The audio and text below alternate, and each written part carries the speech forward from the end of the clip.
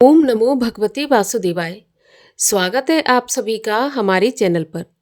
आज है 18 जनवरी 2026 और आज है माघ मास की अमावस्या, जिसे मौनी अमावस्या के नाम से भी जानते हैं। और आज के इस वीडियो में हम आपको सुनाएंगे मौनी अमावस्या के अवसर पर सुनी जाने वाली प्रचलित और पौराणिक कथा। तो कथा आरंभ करने से पहले आपसे एक ही आग्रह है, अगर आपको कथा पसंद आए तो लाइक अवश्य करिए और साथ ही साथ औरों को भी शेयर करिए। हमारे चैनल को अगर सब्सक्राइब नहीं किया है तो सब्सक्राइब करके बेल आइकन पर भी क्लिक कर लीजिए। तो चलिए शुरू करते हैं आज की कथा। कांचीपुरी नामक नगर में देव स्वामी नामक एक ब्राह्मण रहता था। उसकी पत्नी का नाम धनवती और पुत्री का नाम गुणवती था। उसके 7 पुत्र थे। देवस्वामी ने 7 पुत्र का विवाह करने के पश्चात अपनी पुत्री के विवाह के लिए योग्य वर की तलाश शुरू कर दी और बड़े लड़के को बाहर भेज दिया। इधर देवस्वामी ने अपनी पुत्री गुणवती की कुंडली एक ज्योतिषी को दिखाई। ज्योतिषी ने गुणवती की कुंडली देखकर कहा कि सप्तपदी होते होते ही ये कन्या विधवा हो जाएगी। ये बात सुनकर देवस्वामी अत्यंत दुखी हुए और ज्योतिषी से इस योग के निवारण का उपाय पूछने लगे। ज्योतिषी ने उपाय बताया कि इस योग का निवारण सिंगल द्वीपवासिनी सोमा नामक धोबिन को घर बुलाकर उसकी पूजा करने से ही संभव होगा। ऐसा सुनकर देवस्वामी ने अपने सबसे छोटे लड़के के साथ अपनी पुत्री को सोमा धोबिन के घर ले जाने के उद्देश्य से सिंगल द्वीप जाने के लिए रवाना कर दिया। अब वे दोनों समुद्र के तट पर पहुंचकर समुद्र पार करने का उपाय सोचने लगे, लेकिन उन्हें कोई उपाय नहीं सूझ रहा था। थक हार कर दोनों भाई बहन भूखे प्यासे एक वट वृक्ष की छाया में उदास होकर बैठ गए। उस वृक्ष की खोह में गिद्ध के बच्चे रहते थे। वे दिन भर इन दोनों को परेशान होते हुए देख रहे थे।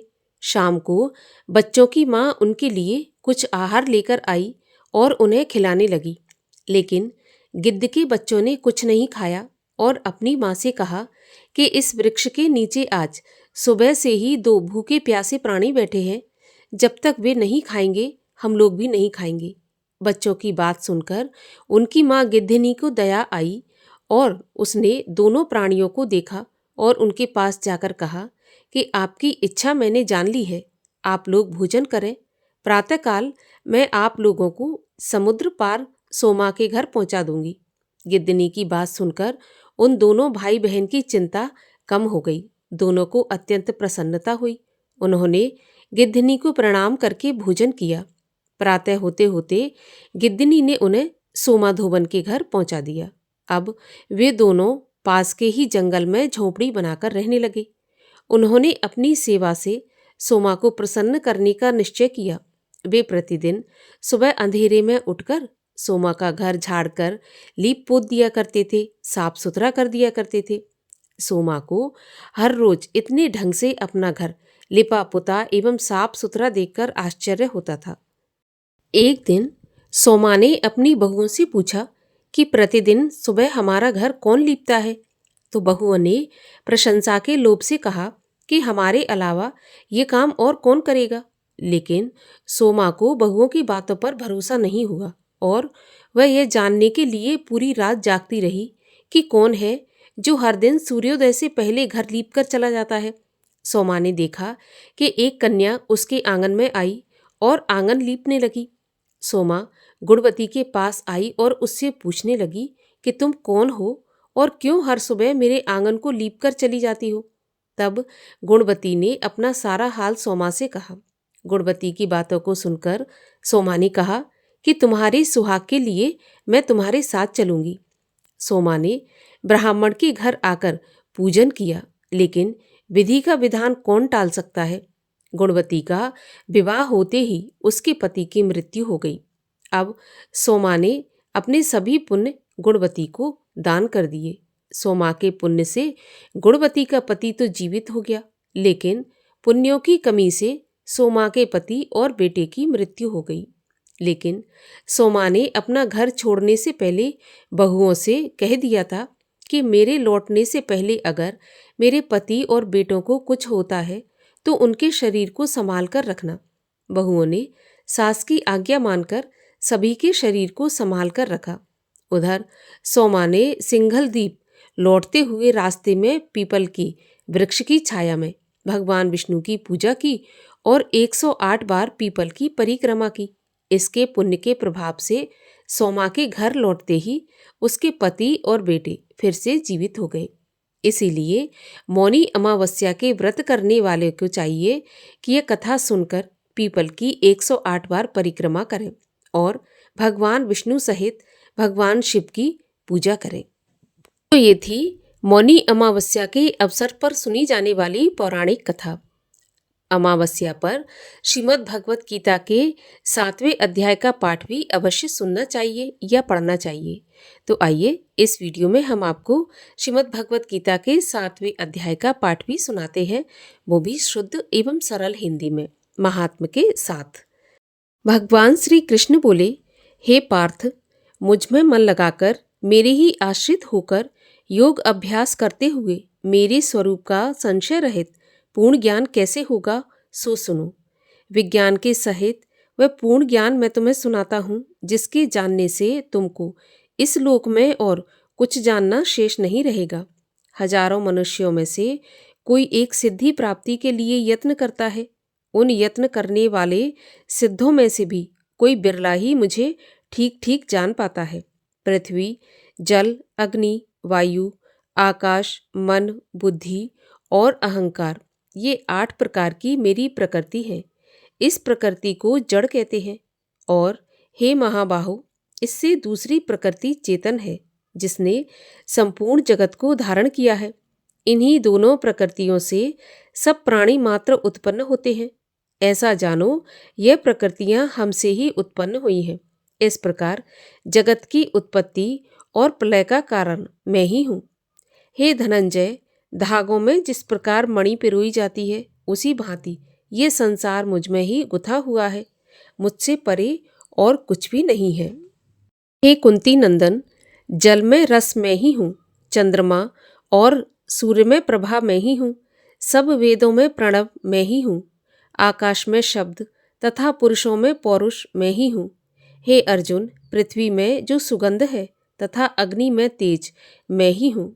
हे पार्थ, संपूर्ण प्राणियों में सनातन बीज रूप मुझको ही जानना। बुद्धिमानों में बुद्धि रूप और तेजस्वियों में तेज मैं ही हूँ। हे अर्जुन, काम और रोग रहित बलवान पुरुषों में बल और पुरुषों में धर्म के विरुद्ध ना जानने वाला कर्म मैं ही हूँ। जितने सात्विक, राजस, तामस पदार्थ हैं, वे सब मुझसे ही उत्पन्न हुए हैं, परंतु उनमें मैं नहीं रहता हूँ। ये सब मुझ में है। सत्व, रज, तम, ये तीनों गुणों के प्रभाव से ये सारा संसार मोहित रहता है। इस कारण इससे परे मुझ अव्यय परमात्मा को नहीं जानता। मेरी यह गुणमयी और दिव्य माया अत्यंत दुष्कर है। जो मुझको अनन्य भाव से भजते हैं, वे इस माया को पार कर जाते हैं। जो पापी, मूढ़, नर अधम माया ने जिनका ज्ञान हर लिया है और आसुरी भाव ग्रहण किए हुए हैं, वे मुझको नहीं पाते।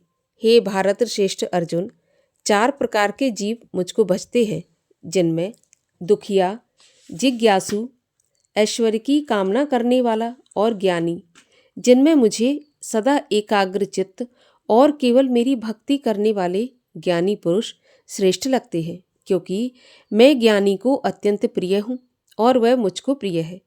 यद्यपि ये सभी भक्त श्रेष्ठ हैं, तथापि ज्ञानी तो मेरी आत्मा है, क्योंकि वह मुझ में ही मन लगाकर मुझको ही सर्वोत्तम गतिमान मेरा ही आश्रय ग्रहण करता है। अनेक जन्म में अनंतर ज्ञानी मुझे पा लेता है। ऐसा महात्मा अत्यंत दुर्लभ है, जो सब जगत को वासुदेवमय समझे। अपनी अपनी प्रकृति के नियम के अनुसार मनुष्य भिन्न भिन्न काम वासनाओं के अज्ञान में डूबकर उन फलों की चाहना से अन्य देवताओं के अधीन होकर उनकी उपासना करते हैं। हे अर्जुन, जो भक्त श्रद्धापूर्वक जिन जिन देवताओं का पूजन करना चाहते हैं, उन पुरुषों की उस श्रद्धा को मैं और दृढ़ कर देता हूँ।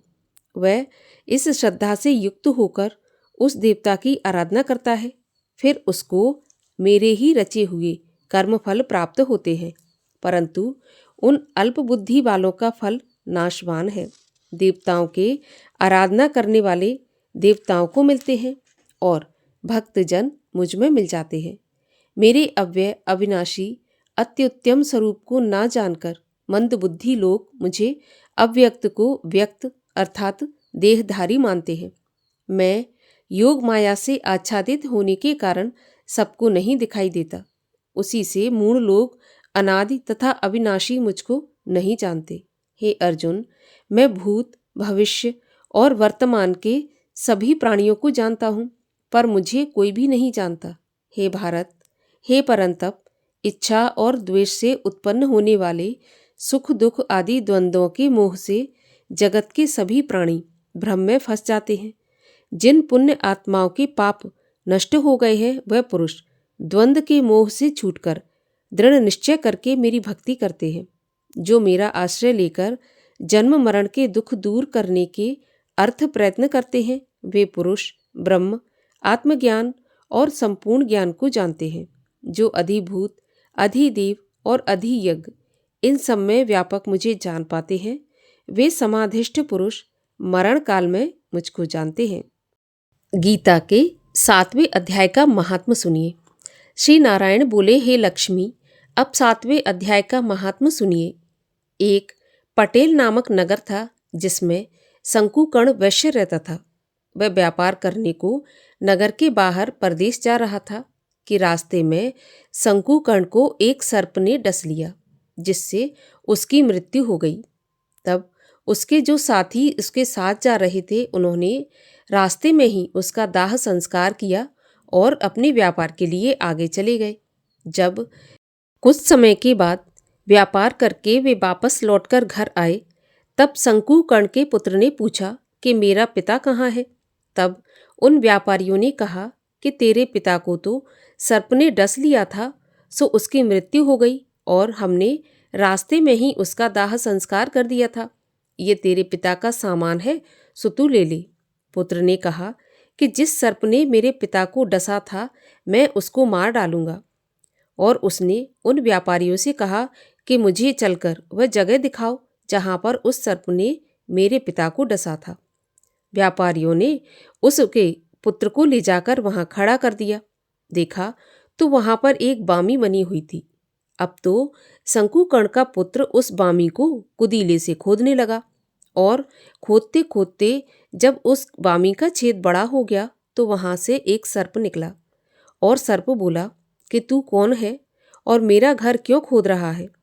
तब उसने कहा कि मैं शंकुकर्ण का पुत्र हूँ। जिस सर्प ने मेरे पिता को मारा है, मैं उसको मारने के लिए आया हूँ और मैं उसको मार डालूंगा। तब उस सर्प ने कहा कि पुत्र, मैं तेरा पिता शंकुकर्ण ही हूँ। तू मुझे इस अधम देह से छुड़ा और मुझे मत मार। यह मेरा पूर्व जन्म का कर्म था, सो मैंने भोगा। तब पुत्र ने कहा, पिताजी, कोई ऐसा यत्न या कोई ऐसा उपाय बताइए जिससे आपका उद्धार हो। तब उस सर्प ने कहा, पुत्र, किसी गीता पाठी ब्राह्मण को घर में बुलाकर गीता के 7वें अध्याय का पाठ करवाओ, उसको भोजन करवाओ और उसकी सेवा करो, तो उसके आशीर्वाद से मेरा कल्याण होगा। तब उस बालक ने अपने घर पर उस नगर में जितने भी गीता का पाठ करने वाले थे, उन सबको बुलाकर श्री गीता जी के 7वें अध्याय का पाठ कराया और उनको यथापूर्वक भोजन कराया। तब उन ब्राह्मणों ने आशीर्वाद दिया। तब तत्काल शंकुकर्ण अधम देह से छूटकर देवदेह पाकर विमान पर चढ़कर आकाश मार्ग को जाता हुआ अपने पुत्र को धन्य धन्य कहता हुआ वैकुंठ धाम को प्राप्त हुआ। इस प्रकार जो भी कोई अमावस्या पर गीता जी के 7वें अध्याय का पाठ करता है या सुनता है, उसके पितृ सभी प्रकार के कष्टों से मुक्त होकर मोक्ष को प्राप्त होते हैं और इस लोक में अपने पूरे परिवार को आशीर्वाद प्रदान करते हैं।